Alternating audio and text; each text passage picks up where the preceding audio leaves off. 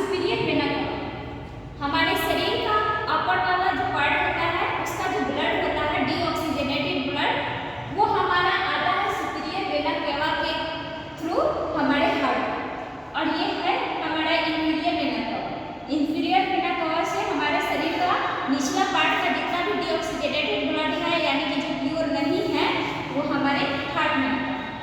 Superior vena कवा से हमारा ब्लड जो नीला कलर का आता है यानी कि नीला, और ये हमारा आ जाएगा राइट आर्टरी। राइट आर्टरियम में आ जाएगा।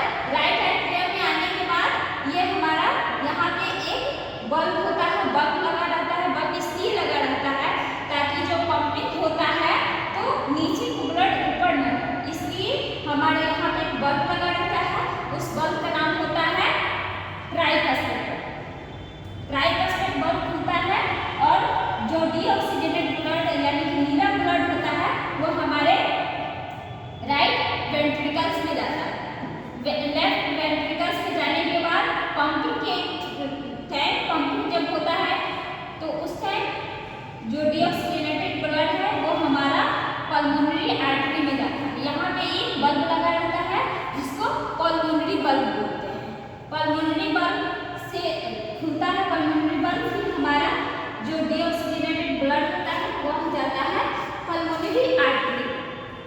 पल्मोनरी आर्टरी में जाने के बाद यह ब्लड हमारे लंग्स में चला जाता है, और लंग्स में जाने के बाद वहाँ पे एक्सचेंजेस होता है, यानी कि वहाँ पे हमारा ब्लड प्योर हो जाता है, वहाँ से ऑक्सीजन लेता है और फिर ब्लड रेड हो जाता है, यानी कि हीमोग्लोबिन ऑक्सीजन जब मिलता है तो हमारा ब्लड हो जाता है रेड, और रेड होने के बाद यहाँ पे आ जाता है लेफ्ट आर्टरी में।